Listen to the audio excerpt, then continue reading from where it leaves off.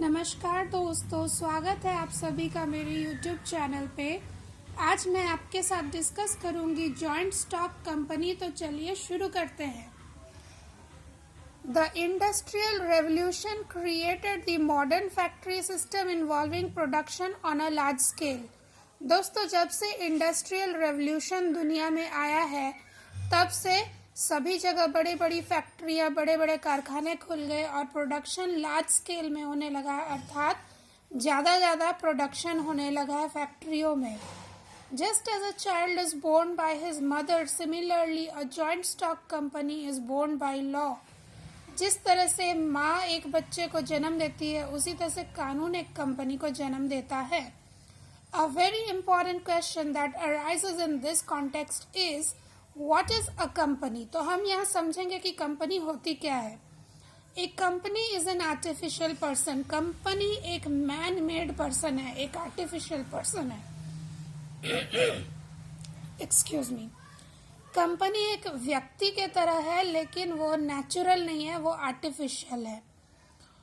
Invisible and intangible. Company को हम देख नहीं सकते, वो कागज में होगा, बिल्डिंग के ऊपर नाम लिखा रहेगा, लेकिन वो कोई व्यक्ति नहीं है जिसको हम चलते फिरते देख सकते हैं। Created by law. कंपनी कानून से जन्म लेती है।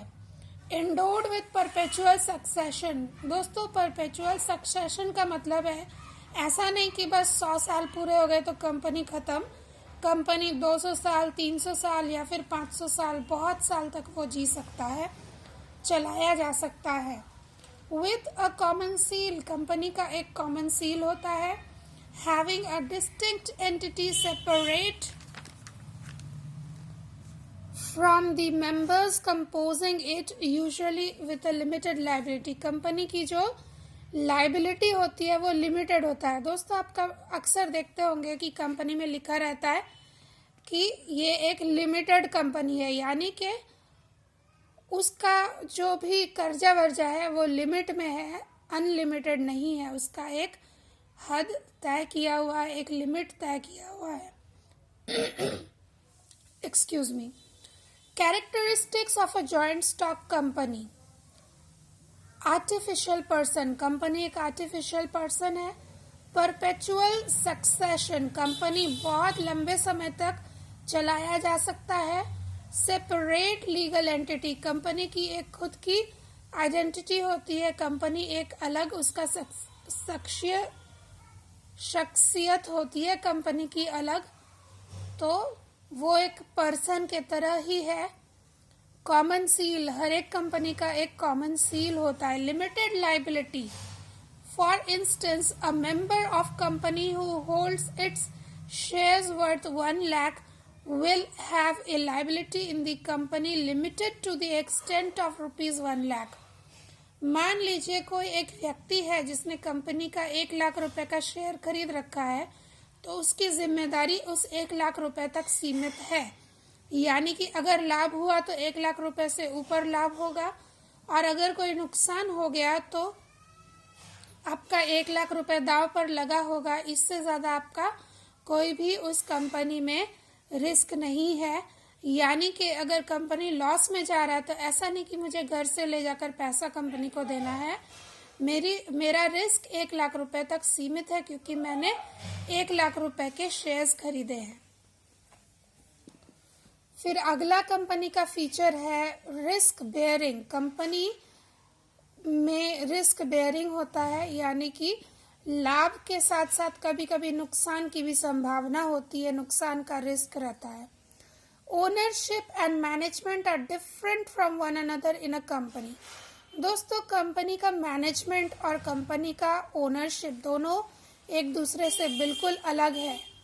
जो कंपनी के शेयर होल्डर होते हैं उन्हें कंपनी का ओनर माना जाता है, और जो अपने बुद्धि विवेक से उस कंपनी को मैनेज कर रहे हैं, उसे कंट्रोल कर रहे हैं, उसे चला रहे हैं, वो उस कंपनी का मैनेजमेंट होता है। उसको कुछ सैलरी वगैरह मिलता है ये काम करने के लिए। Right to sue. A company has a right to sue people and vice versa. Company चाहे तो किसी को सू कर सकती है, और अगर कोई व्यक्ति को लगे कि कंपनी ने उसके साथ धोखा किया है तो वो व्यक्ति भी कंपनी को सू कर सकता है, उसको कोर्ट में घसीट सकता है। Merits of a joint stock company. तो कंपनी का क्या क्या अच्छा बात है। पहला है लिमिटेड लाइबिलिटी, आपका जो रिस्क है या लाइबिलिटी है वो सब लिमिटेड है। दूसरा है परपेचुअल एक्सिस्टेंस, इसका एक बहुत बड़ा मेरिट है कि ये बहुत समय तक चलाया जा सकता है। इमेंस कैपिटल रिसोर्सेज, कंपनी का जो पूंजी होता है वो बहुत अधिक होता है, ये एक मेरिट है। ट्रांसफरेबिलिटी ऑफ शेयर्स, आप चाहे तो अपने शेयर्स किसी और को बेच सकते हैं, किसी और के नाम पे लिखवा सकते हैं। टैक्सेशन प्रिविलेज, सरकार कंपनी को बहुत सारा प्रिविलेज देती है, बहुत सारा टैक्स वैक्स में बेनिफिट देती है। Demerits of a joint stock company, इसके डीमेरिट्स क्या क्या है, यानी कि इसके दोष क्या क्या है। रिस्क बेयरिंग, कंपनी में बहुत रिस्क होता है।